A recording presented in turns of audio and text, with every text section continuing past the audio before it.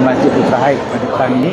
Sebelum daripada itu, Tuanku Haji Muda bersama saya dan juga Ketua Polis Selangor, Pengarah Daerah dan pengarah-pengarah daripada agensi turut diberi taklimat tentang situasi semasa berkaitan dengan insiden letupan paip gas malam.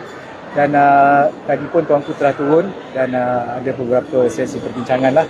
Dan kita pun dalam proses sekarang ni di peringkat Kerajaan Negeri dan juga agensi-agensi berkaitan untuk kita bincang dengan pihak-pihak berkaitan termasuk Petronas untuk kita nak mencari jalan ataupun mudah cara keadaan mangsa-mangsa yang berada di dua PPS ni, pertama di PPS Masjid Putra Haid dan satu lagi di Dewan Kamilia.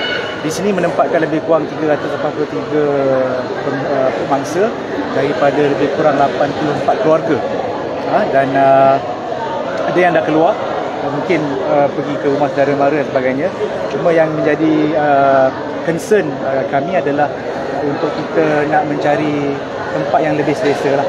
Kalau kita lihat PPS ni bukan, dia nama pun PPS sementara, dan kita akan bincang dengan pihak-pihak berkaitan nanti. Ada pihak swasta, pihak hotel dan sebagainya untuk kita cari jalan menempatkan mereka ini secara lebih selesa dan lebih tersusun. Dan kalau kita nak tahu pun, kalau kita lihat pun minggu depan dah start sekolah, mereka akan mula bekerja. Jadi mungkin di PPS ni tak dapat menampung dalam tempoh yang lama lah. Jadi di peringkat Kerajaan Negeri saya akan bincang dengan Tok Menteri Besar nanti dan juga agensi-agensi berkaitan untuk kita lihat kepada perancangan untuk menempatkan mangsa-mangsa ini di tempat yang lebih selesa pada jangka masa yang lebih lama lah. Kerana dari segi pemulihan kawasan kediaman perumahan mereka pun akan ambil masa sedikit, dan itu nanti kita akan bincanglah dengan pihak Petronas dan agensi-agensi berkaitan. Ada juga pihak swasta seperti syarikat kereta Sherry pun saya difahamkan telah bersetuju untuk menaja pinjaman kereta sebanyak 50 unit atau mungkin lebih lagi. Setakat ini kita difahamkan 50 unit yang mana akan diberi pinjam kepada mangsa-mangsa yang ada keperluan untuk menggunakan kenderaan untuk tempoh sebulan secara percuma.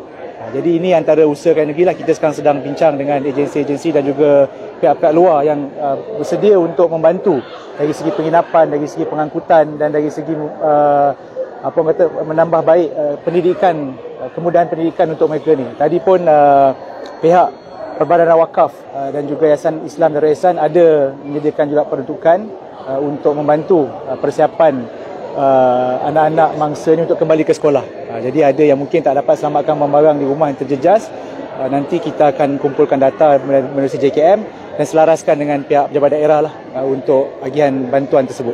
Baik, soal kediaman tu ada kemungkinan ke rumah-rumah di bawah PKNS akan digunakan ke apa? Kita akan meneroka kemungkinan itu. Maksudnya sewa misalnya. Kalau kita boleh carikan mereka rumah sewa dan kerajaan mungkin boleh subsidize sedikit dari segi sumbangan kepada mangsa-mangsa ini untuk meringankan beban mereka, kita melihat ke arah itu jugalah.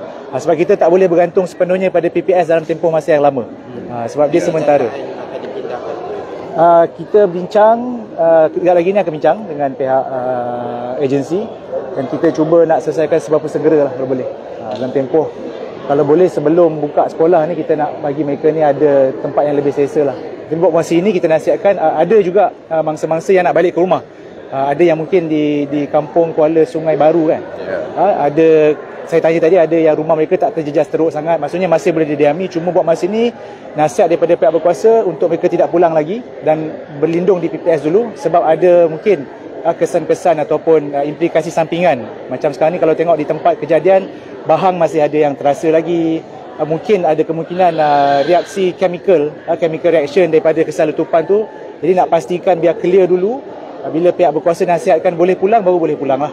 Jadi itu nasihat kita kepada mangsa untuk bersabar seketika. Kerajaan Negeri, Kerajaan Persekutuan dan agensi-agensi terlibat sedang berusaha bertukus-lumus untuk memastikan kebajikan dan keselamatan mereka ni pertama prioriti kita dulu. Itu yang penting lah. Pergerakan mangsa yang terlibat hangus rumah sepenuhnya itu macam mana? Itu memang kita bincang. Macam semalam Perdana Menteri mempesan untuk Kerajaan Negeri, Kerajaan Persekutuan dan juga agensi swasta untuk terlibat dalam perbincangan nak baik pulih rumah mereka tu nanti. Dan kita akan umumkan nanti, mungkin pihak Menteri Besar akan umumkan dalam masa terdekat ni mekanisme untuk kita uruskan pembaik pulihan rumah-rumah yang terjejas akibat letupan semalam. Kalau pergerakan adik keluarga untuk ke rumah macam PKNS macam mana? Itu pun nanti kita bincang dululah. Kita dah bincang kemudian dan kita akan umumkan nanti. Maybe dah ada anggaran kerugian ke? Setakat ni masih belum dapat anggaran lagi. Sekarang ni pasal pemulihan dululah dan menyelamat. Semalam dah selesai menyelamat, keluarkan mangsa, dan sekarang kita nak bagi mereka pulih dulu, dan nanti MB pun dah umum akan beri 72 jam untuk pihak berkuasa keluarkan hasil laporan awal kejadian semalam. Jadi selepas itu kita akan umumkan tindakan-tindakan susulan lah. Baik, terima kasih. Ada dakwaan binaan dibuat atas tanah Rizal di situ. So macam mana pembinaan boleh diluluskan? Itu kita tunggu siasatan polis dulu dan juga laporan yang sedang mereka laksanakan lah, menerusi siasatan yang sedang jalankan sekarang. Sebab saya tak boleh buat komen ataupun buat kesimpulan awal. Kita tunggu hasil siasatan pihak berkuasa, kemudian mereka akan umumkan punca masalah yang berlaku, apa puncanya, apa implikasi dan sebagainya. Itu tunggu hasil siasatan laporan nantilah. Baik. Okey, terima kasih banyak. Okey, terima kasih. Selamat Hari Raya semua.